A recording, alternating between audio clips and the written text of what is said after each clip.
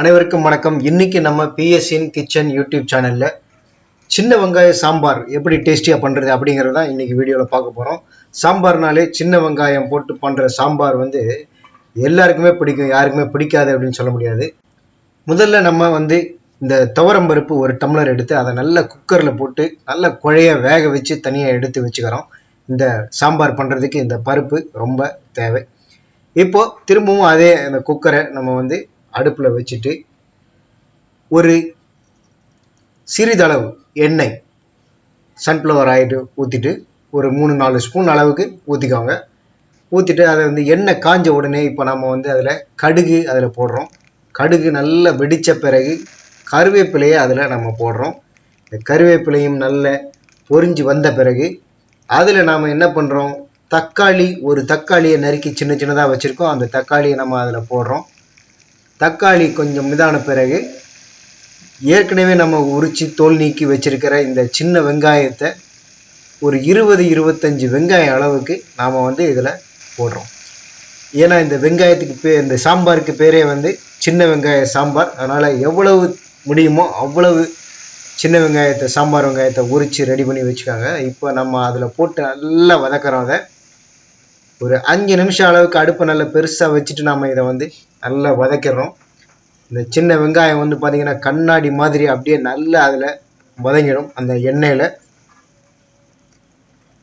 இப்போ இந்த வெங்காயம் நல்லா வதங்கிடுச்சு. நாம் ஏற்கனவே பருப்பு நல்ல குழைய வேக வச்சு வச்சுருக்கோம், துவரம் பருப்பு. இப்போ அந்த துவரம் பருப்பை, இந்த வேக வச்சிருக்கிற அந்த துவரம் பருப்பை இப்போ அந்த குக்கரில் நாம் அந்த பாத்திரத்தில் அதில் கொட்டிடுறோம். இந்த பருப்பையும் அதில் போட்டு நாம் நல்ல அதை கொதிக்க விடணும்.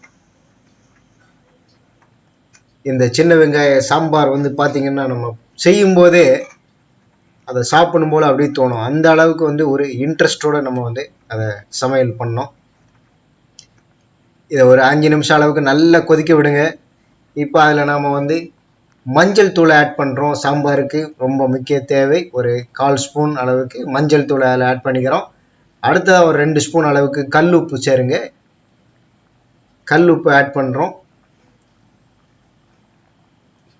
கல் உப்பு. இப்போ நம்ம நல்ல இதை மீண்டும் ஒரு கிளறி விட்டு நல்ல அதை கொதிக்க விடணும். இப்போ புளி கரைச்சி வச்சுருக்கோம். நம்ம இந்த புளி தண்ணியும் அதில் ஊற்றிடும்.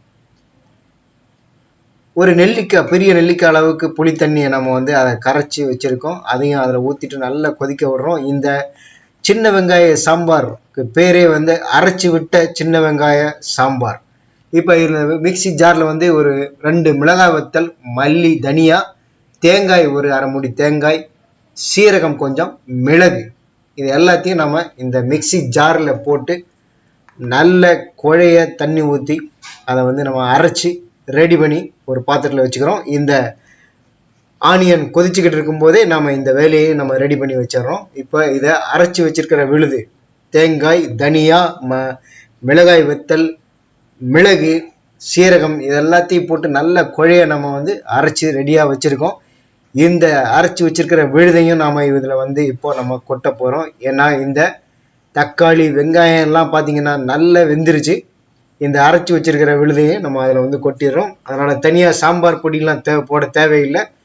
நம்ம ஏற்கனவே காரத்துக்கு எல்லாம் போட்டு தேங்காயெல்லாம் போட்டு அரைச்சி வச்சுருக்கோம். இதுக்கு பேரே அரைச்சி விட்ட சின்ன வெங்காய சாம்பார்.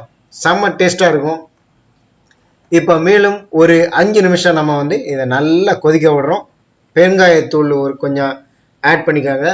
பெருங்காயத்தூளையும் போட்டு ஒரு 5-10 மினிட்ஸ் நல்லா கொதிக்க விட்டுட்டு இறக்கி வச்சுருங்க. அவ்வளோதான், இந்த அரைச்சி விட்ட சின்ன வெங்காய சாம்பார் ரெடி. இப்போ சுட சுட சாத்தில் இந்த கொஞ்சம் நல்ல ஒரு ஸ்பூன் அளவுக்கு நெய்யை ஊற்றி இந்த சின்ன வெங்காய சாம்பாரையும் அதில் ஊற்றி நல்ல ஒரு சைட் டிஷ்ஷோட இதை சாப்பிட்டோம் அப்படின்னு சொன்னால் செம்ம டேஸ்ட்டாக இருக்கும். இதே மாதிரி நீங்களும் செய்து பார்த்துட்டு நம்ம வீடியோ கீழே உங்களுடைய கருத்துக்களை பதிவு பண்ணுங்கள்.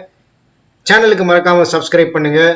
வீடியோ பிடிச்சிருந்ததுன்னா லைக் பண்ணுங்கள், எல்லாருக்கும் ஷேர் பண்ணுங்கள். மீண்டும் அடுத்த ஒரு வீடியோ பதிவில் சந்திக்கிறேன். BSN kitchen. நன்றி, வணக்கம்.